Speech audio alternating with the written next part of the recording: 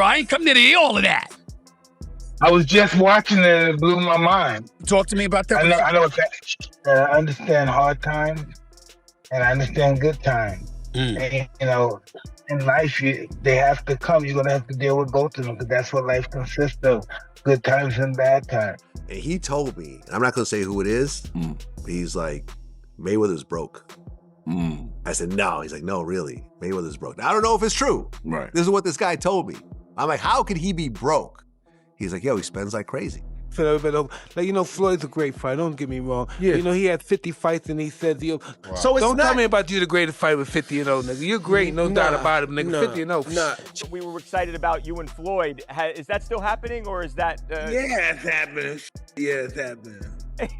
You think I give that up? I was minding my business. He challenged me. You look good. How you feeling physically? Incredible. You've been training? Listen, I was wearing an extra large. It looks like I can wear large now. Looking good, man. Still looking good. During a live sit-down with Stephen A. Smith, Mike Tyson didn't hold anything back. He went straight at Floyd Mayweather with a level of raw honesty only someone with his legacy can deliver. How do you feel about Floyd, though? Huh? How do you feel about Floyd? Awesome fighter, great fighter. You know, he's a little too into himself. You know, he should be. I was the same way too, but you have to come to reality some way. You have to bring your head down to God. We're nothing to be fucking arrogant. You expect us to be ignorant and arrogant. Look where we came from. That's why I asked the question earlier about you mentoring fighters, because I feel like Floyd looked at you growing up like every other fighter. And the persona and the lifestyle was like, growing up in the hood, we looked at it like, that's Mike Tyson. We see the cars, the jewelry, the flair. Like you was a movie star. You was the hero. Tyson described Floyd as overly consumed with himself, projecting confidence that borders on arrogance, and suggested that the constant displays of wealth feel more like a show than a reflection of real stability. Because Floyd, we've been friends since 2002. There was a point where I'm looking at things and I'm going, yo, we kind of got the wrong messaging point. Because we're saying we got all the money in the world, we're going to burn it, we're going to get it again. So what? When you say change it, he goes, nah, you do that, Five. He said something to me one time, very simple. He said, what a prize fighter fight for? And I'm like, and he said, the prize. Don't nobody watch Floyd fight to see how amazing he is. They watch it for the opportunity to see him lose. Right. Because they don't like him. The arena have just shown Floyd Mayweather and they begin to boo immediately. They don't like him because everything that he says is about money. There's nothing else. There's no values. There's no, like the people's champ, like Ali was standing for the same things. Right. The audience was standing for. You know, he doesn't have any of that. It's just money. I take 30 watches with me. He made it clear that what happens inside the ring doesn't justify behavior outside of it. According to Tyson, constantly flaunting money and chip away at a legacy faster than any opponent ever could. When he questioned Floyd's public image, it hit hard, direct, visible, and impossible to ignore. No, I didn't make as much money as you'd think fighting Floyd. Did you get paid from that? He still owes me $1.5 million, maybe more. How does he owe you the money? Why don't you just like... Here's what happened. He pre-sold the fight using my likeness to some company in, I think, Dubai or like the Middle East for $10 million cash. We ended up doing the fight in the States with a different company. That is the company that put on the fight. That is the company that paid me. But he sold our fight with my name and likeness to someone else in Dubai for $10 million cash. It's our fight, bro. Our deal was 15%. He smoked me. So I got 15% of it. 15% of $10 million is $1.5 million.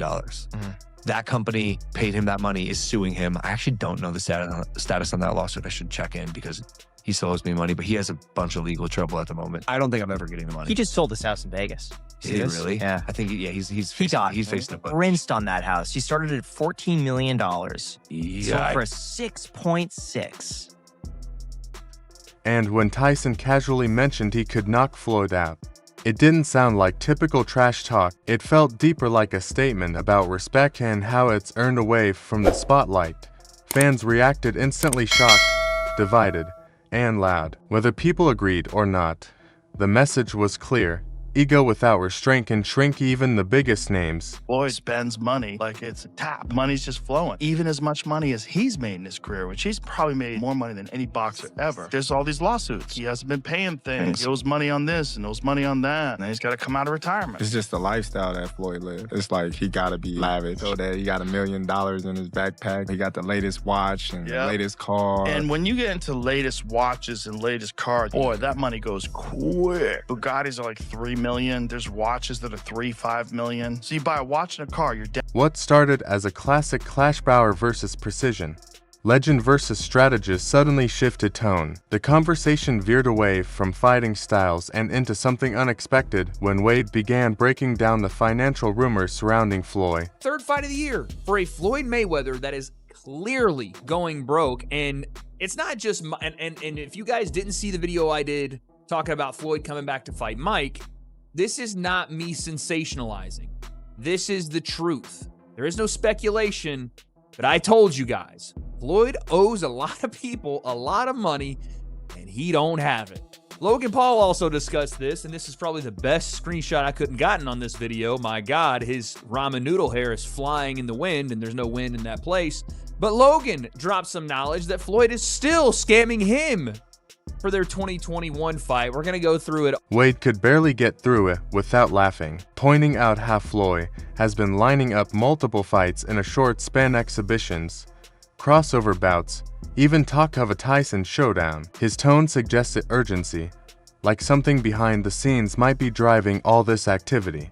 Then he brought up claims from Logan Paul about unpaid money, exactly the kind of rumor that spreads fast, regardless of truth. He just sold his house in Vegas. Did he really? Yeah. I think he's facing a bunch. Rinsed on that house. He started at $14 million. He custom built the house, by the way, in like 2006. Yeah. Started at 14, reduced to 12, 10, 8 came on the market, and it was a lot of house for 8. Sold for 6.6. Oh, he really got just rinsed. The cost to build that house was 9 or 10. Whoa, he got rinsed. Yeah. Goddamn. It was huge. Goddamn. Who would win in a fight?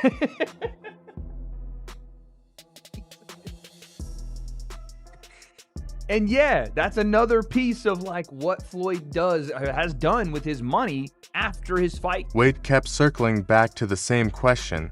If Floyd had already stepped away from boxing, why the sudden return to such a busy schedule?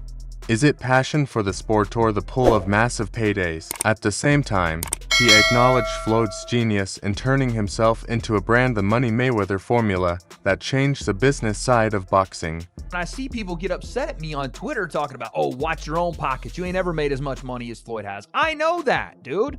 I'm not saying that Floyd is as broke as one of the freaking tweakers on 6th Street Bridge in Los Angeles, dude. That's not what I'm saying. But for the amount of money that he has made, over $1.2 billion, and the amount of money that he still has, let's say it is $300 million. That means Floyd has lost 70% of the money he's earned. From there, the focus shifted to lifestyle, private jets, luxury homes, business ventures, and the bigger question of sustainability. Ironically, even critics who question Floyd's motives still tune in whenever his name appears. That's the power of his brand. Debate all you want, curiosity always wins. Floyd owes like $1.4 million in jewelry debts, that Floyd owes like hundreds of thousands of dollars in rent for a private New York apartment. His private jet fuel, he's not paid hundreds of thousands of dollars worth of fuel and maintenance. He put up one of his jets that I think he even sold, but one of his jets, and I want to say one of his properties, like one of his homes, up as collateral for a $54 million loan from an individual, from a billionaire that had a 9% interest on the. Just when things were already heating up, DJ Vlad added fuel to the fire. He shared a story about a jeweler claiming Floyd spends recklessly and might be broke. It's the kind of rumor that instantly grabs attention, especially in boxing. I mean, listen, Mayweather never flies commercial. He's only flying private. So he doesn't own his own plane? I don't think so. I've never seen a Mayweather plane, like a Drake plane. I've never seen that. Not to say that he doesn't. I don't know Mayweather like that. I've never even met him. So I don't know. I mean, you have a lot of properties. You have. To be fair, Vlad admitted he couldn't verify it, but In a sport where money stories spread fast almost instantly, it doesn't take long for speculation to explode. When you combine massive earnings with an extravagant lifestyle, people start connecting dots, whether they should or not. A lot of money you're constantly spending. Right. I don't know. He remember at one point he said he was buying like the jewelry district building. Yeah, and they said that they wasn't said that was true. cap. I don't know, man. I don't know this man's finances, but this guy told me that Mayweather is in financial problems. See, here's the part about actually losing your money when you're on that level and you're, kind of like flossing, showing. Floyd built his image on excess cash, luxury, dominance, the undefeated aura, so even a hint of trouble gets magnified. But there's another side to it. Floyd has spent decades mastering the art of promotion, staying visible, staying active. That's part of the strategy. And we might see Mayweather doing. People will give us some loans. Maybe. Listen, he's cozying up to Israel. That's but not the an thing accident. about it is, he had Mayweather Promotions. Yeah. And he was hosting a big, he had Javante Davis under his cards. And so that's a like, yeah, but look what happened to Javante. That's why fans are split. Some believe he's chasing money.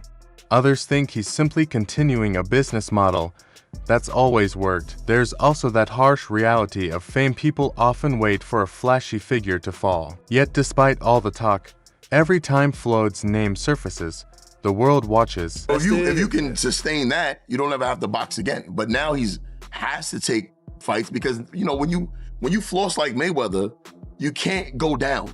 Yeah. You got to stay right there because people are going to peep any kind of chinks in your armor if you're not wearing 3 or 4 big $1 million diamond. Then Simon Jordan stepped in and shifted the entire conversation.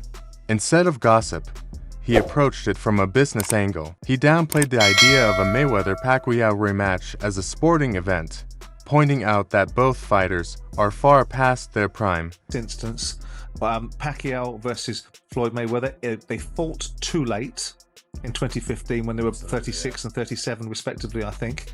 They're 47 and 48 now. Yeah. So it is some would say a cynical land grab, a financial opportunity. But if people are prepared to pay it and Netflix are prepared to put it on and people want to watch it on their Netflix subscription and people want to subscribe to it, no harm, no foul. Well, the thing is as well is that Netflix actually obviously clearly are starting to move into the sporting. But his real point wasn't about competition, it was about numbers. He framed it like a streaming deal. Platforms don't care about nostalgia debates.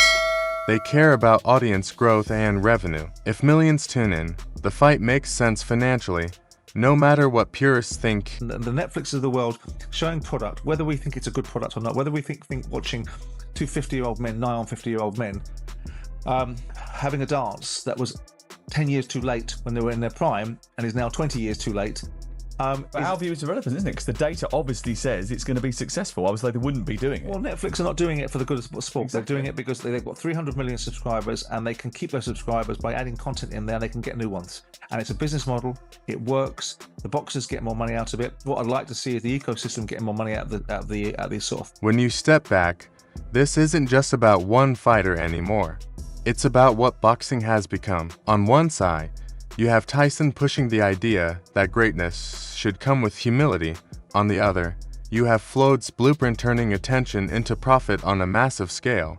And then there's the business reality.